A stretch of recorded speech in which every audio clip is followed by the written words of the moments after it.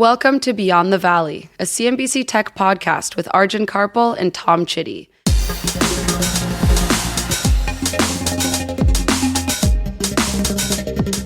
Beyond the Valley. While Paris hosted the Olympic Games a few weeks ago, nearly 3,000 miles away, another sports tournament was taking place.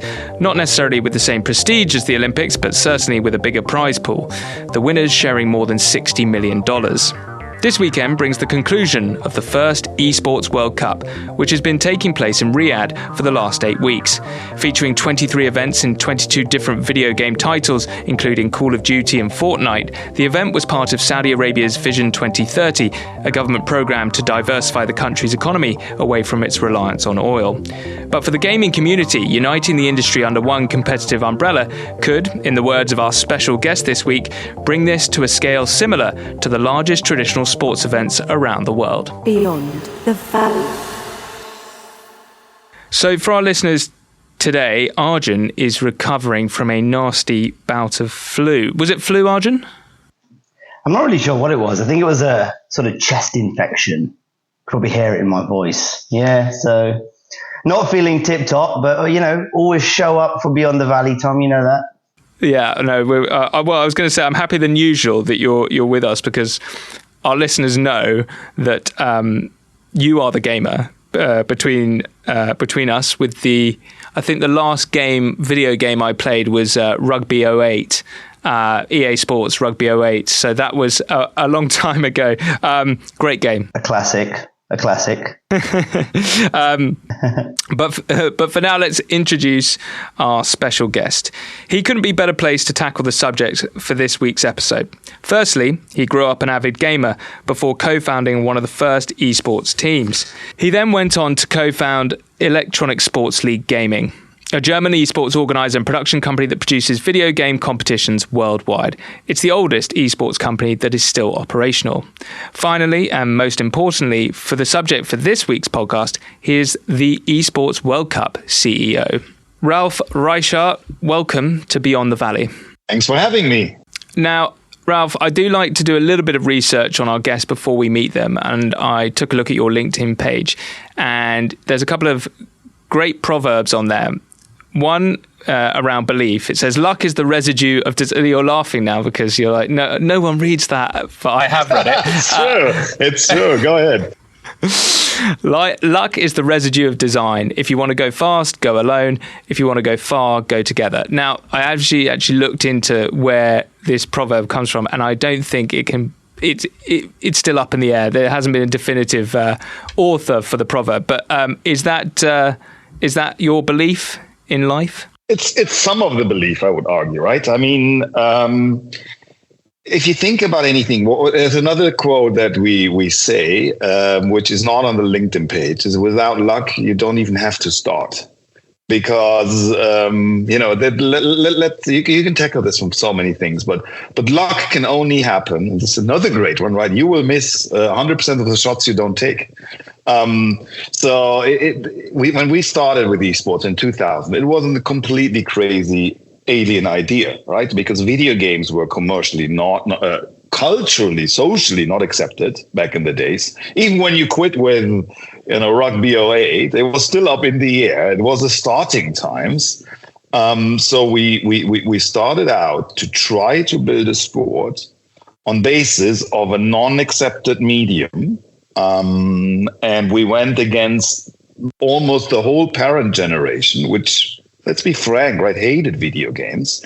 And we said, we're going to go out and fill stadiums with it.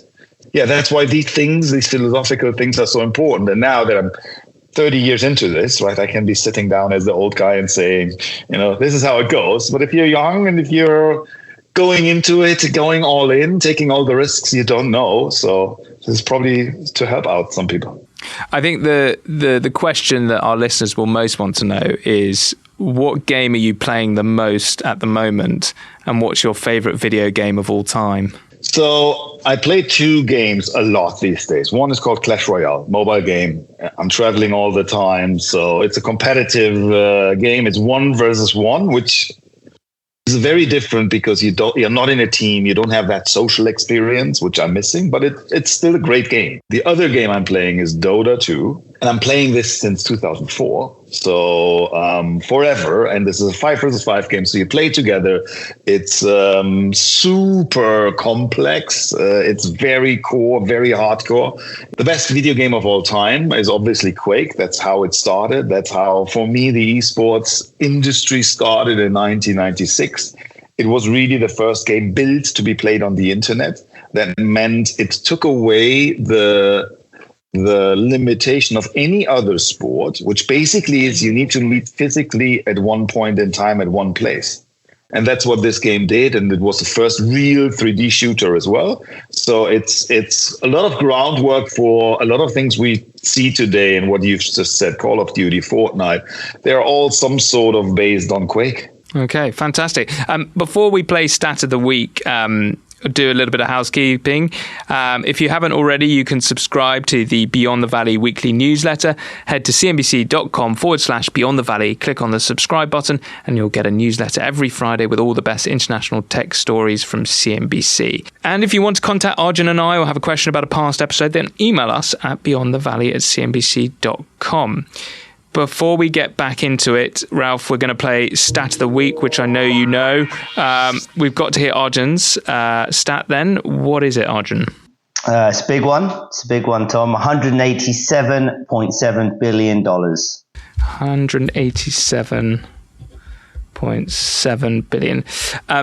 Ralf, have you already got your answer in mind, or are you going to mull over it as the podcast progresses? Let me mull. I have no idea. No, actually, I know. Of course. I thought you would. Right. Arjun's smacking for anyone. You want to jump in? No. I need the whole episode to come up with the answer. So okay. I think you're doomed, RJ. You mean I'm doomed? I'm doomed. Tom's doomed because we'll come back to it at the end. It's you versus Tom. I just throw out the number. That's all I do. Got it. I've got one more question before I know Arjun is desperately to dive in, but it's more of to establish kind of esports in general. But give us a backstory about how the professional esports gaming came to be. And it's always kind of, as you've suggested, been a niche kind of thing. But, you know, how far down the road are you to making it more mainstream? I think, look, it's, again, in the late 90s, this became a hobby, right? This was mostly, and let's go back. The internet was there, but there was no live video streaming. There was no social media. There was the first areas of podcasting. It was called shoutcasting, actually, right? So that was already there. But access to the internet was super limited. It was mostly actually limited to students, because back at that time in most countries, you either had to pay your phone bill to go to the internet and the internet provider, so almost double down on it. So it was like, I don't know, a few dollars or $1 a minute or something like this, a few dollars an hour. So very few people could actually afford it, or you would be in the university and then either had it for free as part of your dorm room and stuff like this, or you would at least save the internet provider costs, so it only cost half. So it was a super elitist, limited, community-based, mostly on students. And they started to play online against each other and immediately competed. I was part of that. I was super lucky. I was, at the right place at the right time.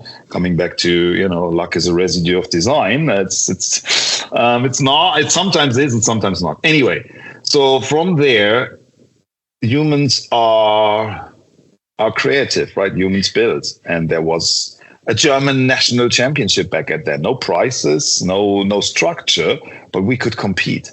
And this just snowballed a little bit. And we founded a team, we competed. And in 1998, we went to a tournament where my mom first attended. Think about that. And when we went home, it was in Gothenburg, Sweden, like a big trip, big thing. She said, look, I'm watching you play football all my life. And this is not so different. So if I would have any idea, any understanding on video games, right, I would watch that too. I would enjoy it the same way as it is with traditional sports. Fast forward, I don't want to go too deep, but what did that mean? We knew it's going to be a spectator sport. That was a given.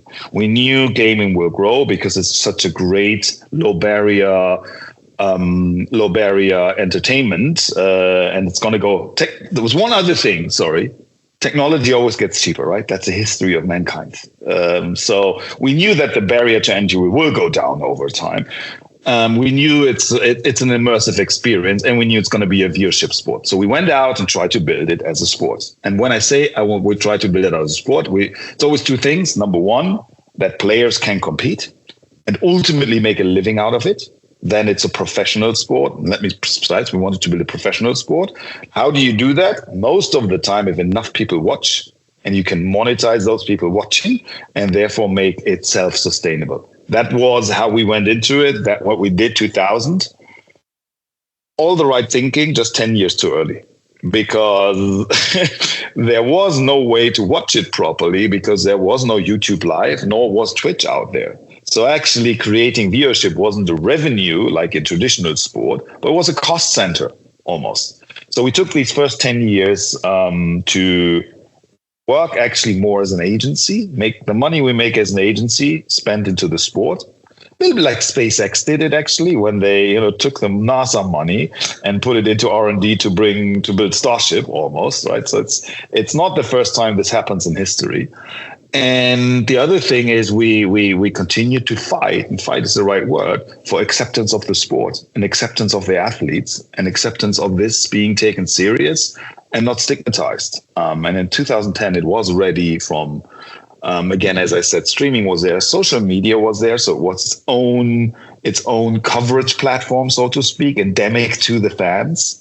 The games were there, they progressed, free-to-play became a thing, so again, less barrier to entry. Internet was basically a commodity, ubiquitous almost all over the world, and smartphones even lowered that barrier to entry at that point. The iPhone was out for 3 years, right? It was 2007. So all of this came together, and then it was 15 years now of immense growth. And I would argue that with the Esports World Cup, we're exactly hitting that nail of having mainstream coverage around this all over the world, from CNN to China State TV.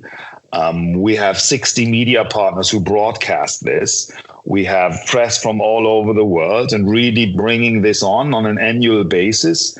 Hopefully is the final hammer that smashes through the wall of resistance. Ralf, I've always said that if I was born maybe 5-6 years later, I'd probably not be a journalist, and I'd be trying to make my way as an esports star.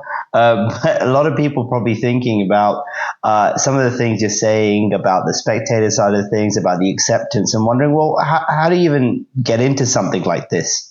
I think it's almost like in any other sport, right? If the question is how do I compete in football or tennis, it's very different rooms, right? At the same time, it's the same. You actually need to locally or regionally look for a club or for other friends who do this. The barrier to entry in esports is lower because, for every sport, you need to start to compete. And to start to compete, need to know the game. So you play actually the game. It's easier. You can do this alone. And then you need to find like-minded people to compete with and against. And depending on where you live in any country, there is always a local infrastructure. It can be very grassroots. It can be very, almost local community like we had this 25 years ago when I started.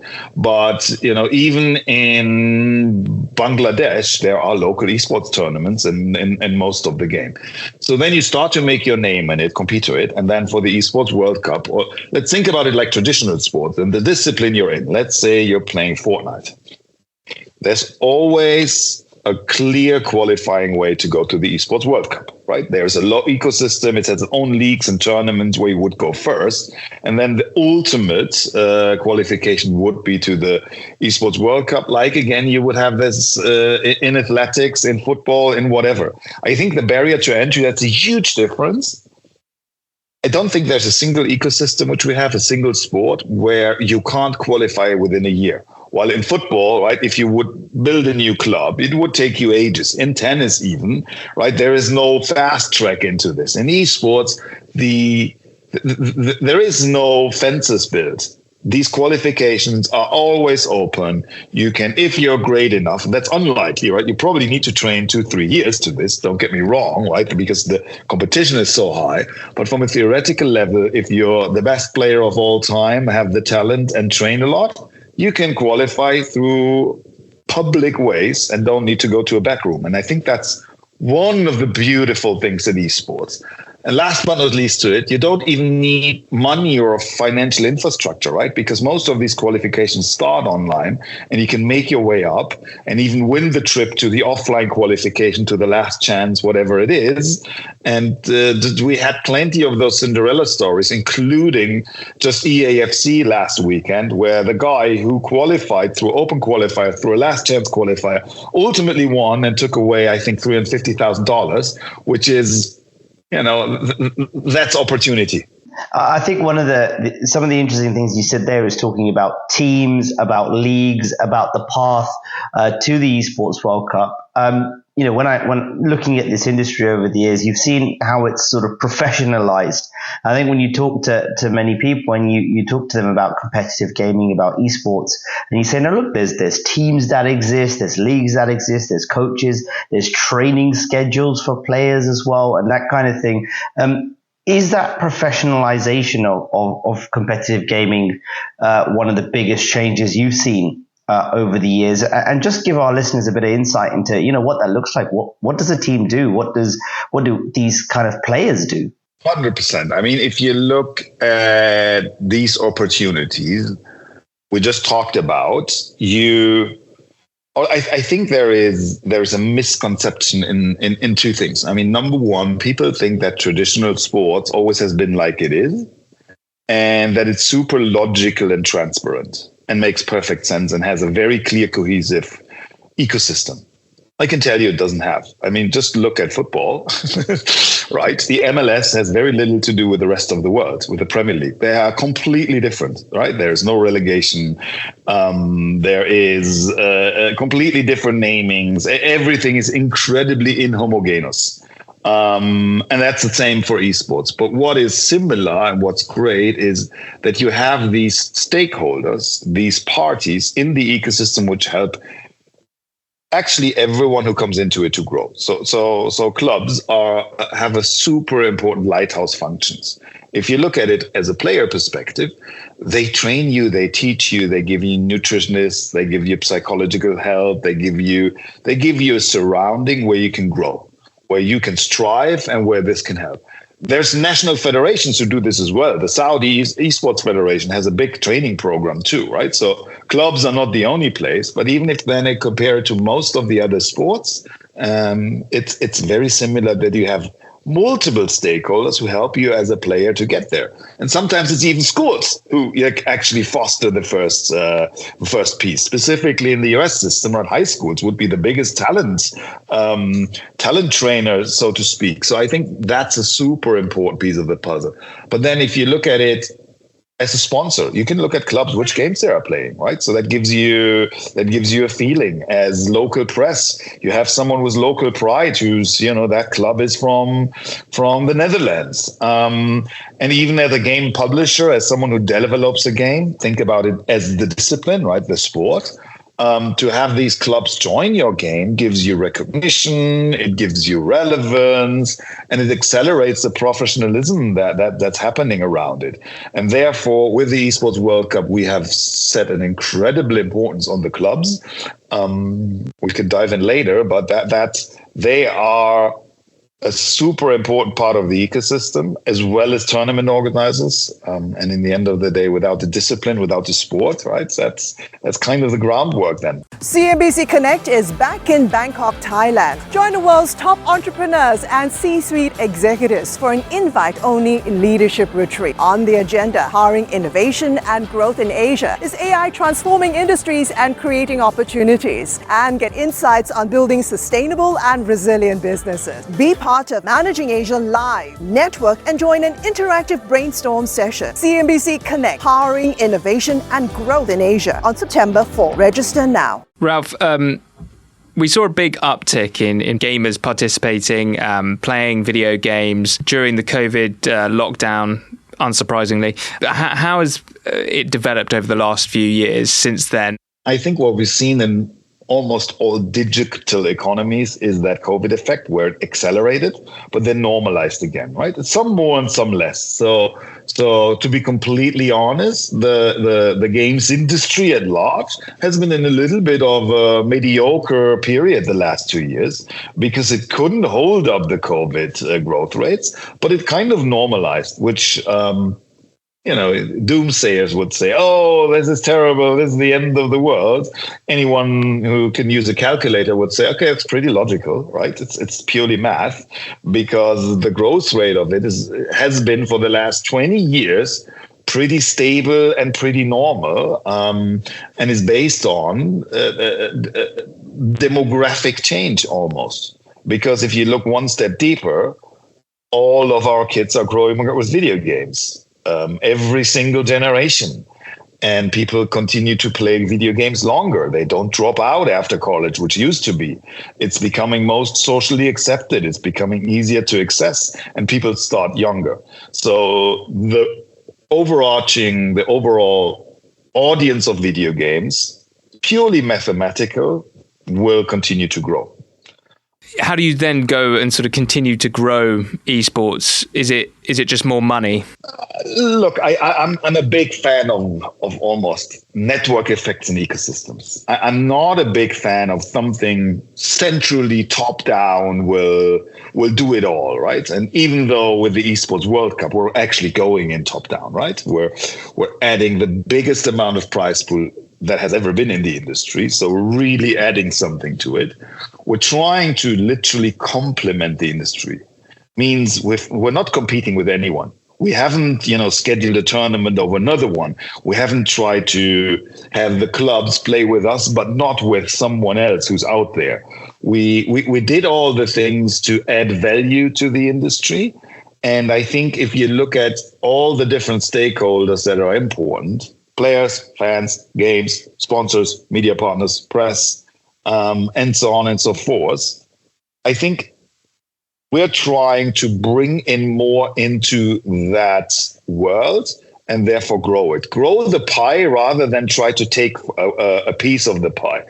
And I think if you look at the future of video games as a whole, there's 3.4 billion gamers out there, which is incredible, right? It's completely mind-blowing. And you can really focus on trying to make more money with the 3.4 billion. That's probably other people's job. My job, my approach is specifically a non-profit foundation, which is fantastic, right? I'm not going in there to make money I'm not being paid to go in there to make money. Our job is really to grow this. So number one, 3.4 billion people playing video games means 4.6 or whatever the right number right now is are not playing video games, right? So there is plenty of purely, of room to grow the overarching industry. And then for esports, there is the numbers like there's 700 million esports fans out there at this point in time, right? So even to bring that over 1 billion, even to bring that over to 2 billion is something we're trying to help with, and what's a natural and logical goal.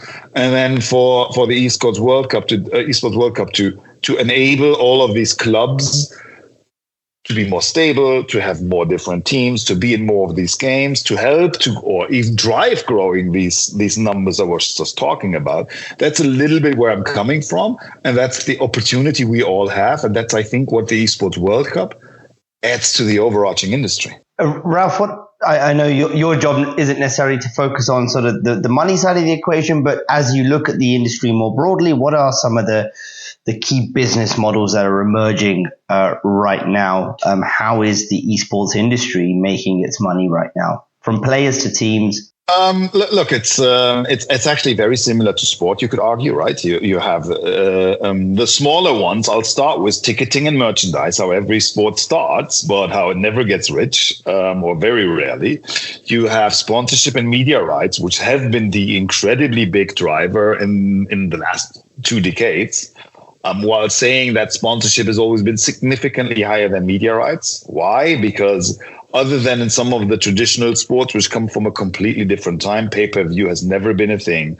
We're living in a world of infinite content. And the publishers the game developer publishers, right, have a clear incentive to make the esports as broad as possible because it's advertising the game. So I don't see a world where the fan monetization will go to a pay-per-view model anytime soon, maybe even never. So that is the existing model that has what it's been built on.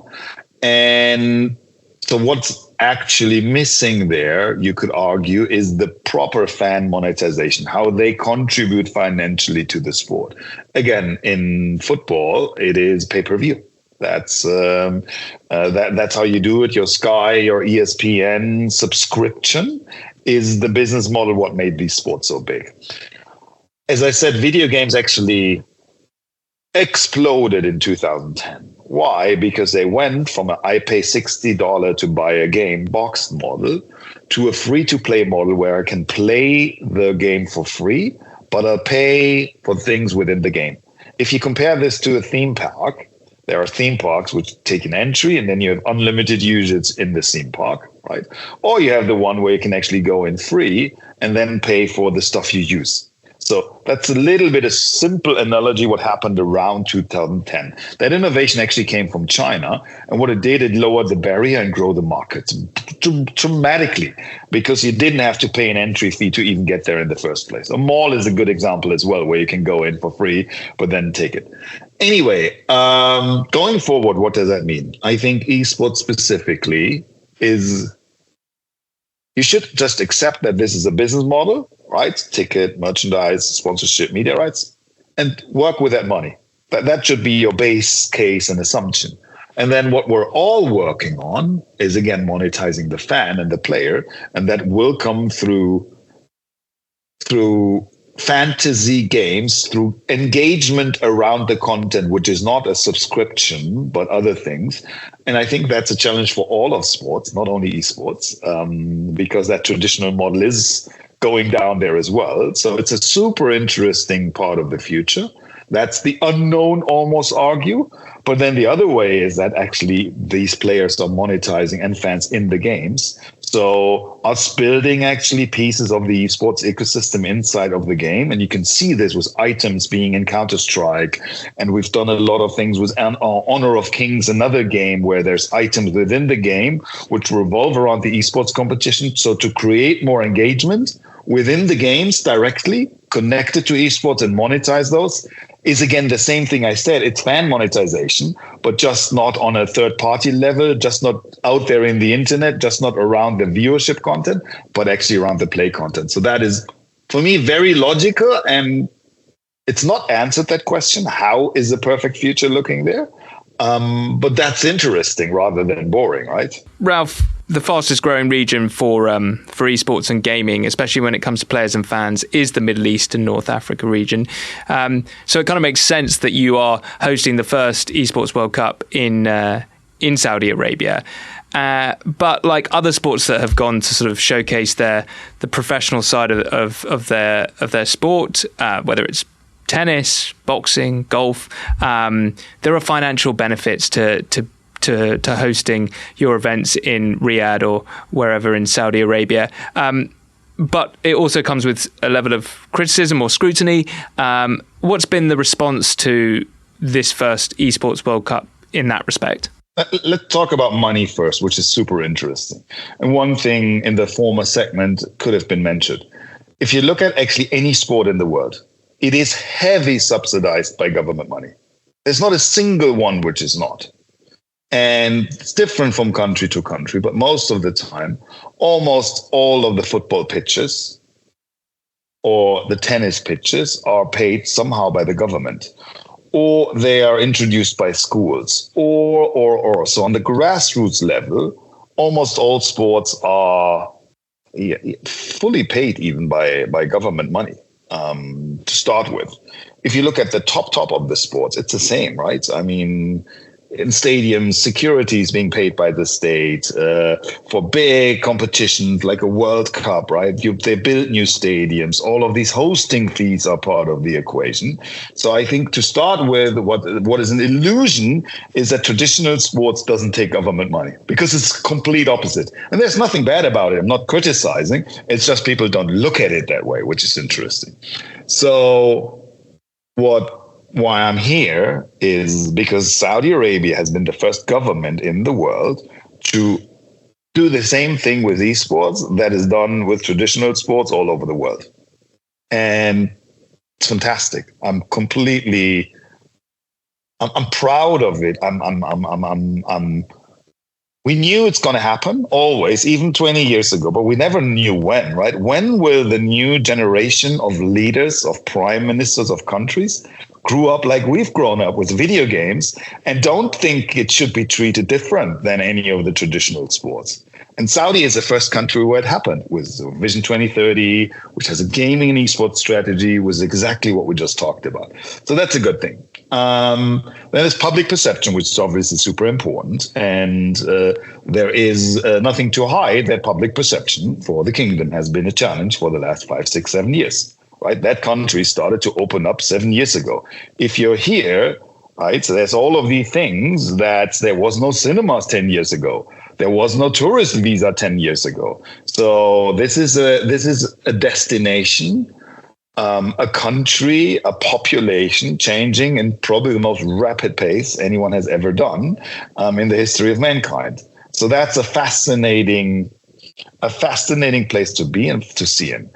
And when Saudi Arabia started to engage with esports publicly, which was around 2020, it was called Gamers Without Borders, was a charity tournament.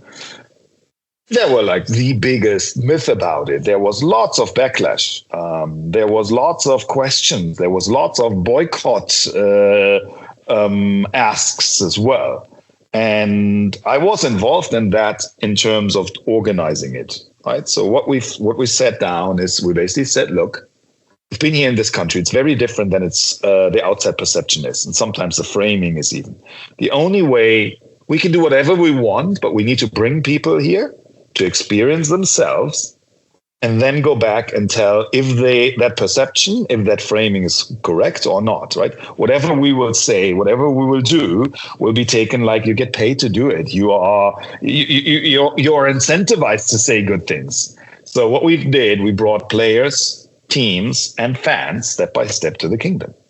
And now we're almost done with the Esports World Cup 2024, 8 weeks of esports, 1,500 players coming to the country. The 100 biggest clubs and teams, all of them participated. We've got over 1 million visitors, a lot of them local, but to the venue, even in the first 4 weeks only. And there has not been a single incident where someone went home and said, this is a bad place to be. These are bad people. This framing is correct. Not a single one. And so this will continue to be a topic, right? Because seeing is believing, and we need to get a critical mass of people to the country to experience the World Cup, experience how open it is, and experience how some of that framing is wrong, while still obviously saying that it's a society in change and progress needs to continue to be made, which is true for many places in the world. And as long as it's a clear path forward, I am very, very bullish to actually make a difference. And Ralf, are you likely to keep the Esports World Cup in Saudi if you renew this next year? Yeah, so official announcement coming next week. But what I can say is, I think we've been vocal about this as well. Saudi is the only place in the world right now which is supporting this at the scale it is, as we deep dived into earlier, right? So for the foreseeable future, it's very clear that Saudi is a destination to go and will be the home of the Esports World Cup. It was even announced that Gidea, the entertainment city being built, you need to see it. It's completely crazy. It's something out of a book or a movie, that is the desired destination for 2028 plus. Saying that, though, there is no statute, there is no rule, there is no automatism that always needs to be in Riyadh. I would even argue the other way around. There needs to be some bigger collaboration, so it gets so the whole world has a piece of it, which goes beyond broadcast. But it's something for the future, nothing for the next few years. And what does esports look like to you going forward, Ralf? You know, when it comes to gaming, you mentioned some of the innovations around mobile, etc. The world's looking towards things like virtual and augmented reality creeping their way into gaming as well. Do some of these technologies play a role for you in the future of esports? What does it look like? Give us some of your sort of top points as you view it. So I'd argue all of them. So the answer is very simple, right? Whatever technology is out there, which allows you to play digitally and which gives you the opportunity to compete or watch, is relevant for esports. Saying that, you need critical mass for any sport in the world to be a viable discipline, right? So it's really only about penetration. And the penetration that has VR has been overhyped, right? A few years ago. It's actually almost there now, right? It has like 20, 30 million active users. So it is close to that critical mass. It needs to have the relevance. But I mean, looking forward, technology is brutally quickly advancing, right? Games are... The barrier to entry gets lower and lower and lower and lower. Therefore, more people play video games. And that's a driving force. I've said a few times in interviews, I don't care where people are playing, what device they use. As long as they are competing and as long as they are part of the sport, that's super welcome. And that is the way we think about it. So no one had an idea that mobile phones will be the largest platform in the world, right? Even when 2007, it's almost 20 years ago soon, but right, even at the first 6-7 years, people didn't know that this is going to be the dominating platform for games in the future. And I'm pretty sure something like this will happen again. When? I don't know. That's the almost $1 trillion question rather than $1 billion question. Ralf, that's all we have time for, but thank you so much for all that insight. That was really, really interesting.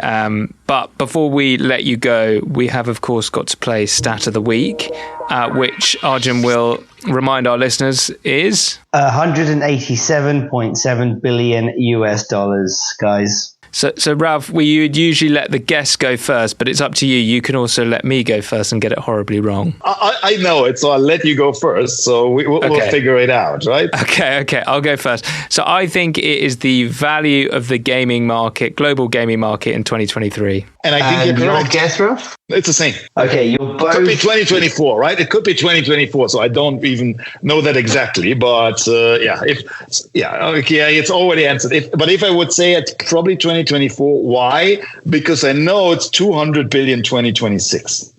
So that's actually the stat I know from the top of my head. Okay, Ralph's correct. 2024, global gaming. Tom, you're on the right track. You just got the year wrong.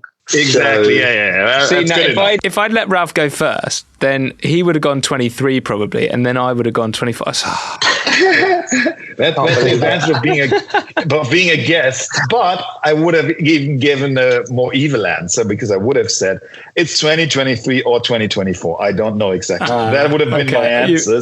Smart. I would have completely spoiled it. Well, we really appreciate you playing the game with us. That's a great way to finish. And before our listeners go, if you could follow and subscribe to the podcast, that would be great. And you can even leave us a review. Ralf, thank you again for all your time and all your insight. Thank you so much. It was a great pleasure. And keep it up. I mean, this is fantastic what you guys are doing. Fantastic. Thank you, Arjun. Thank you, Tom. We won't have a podcast for next week, blame holidays, but we'll be back for the following week for another episode of Beyond the Valley. Goodbye.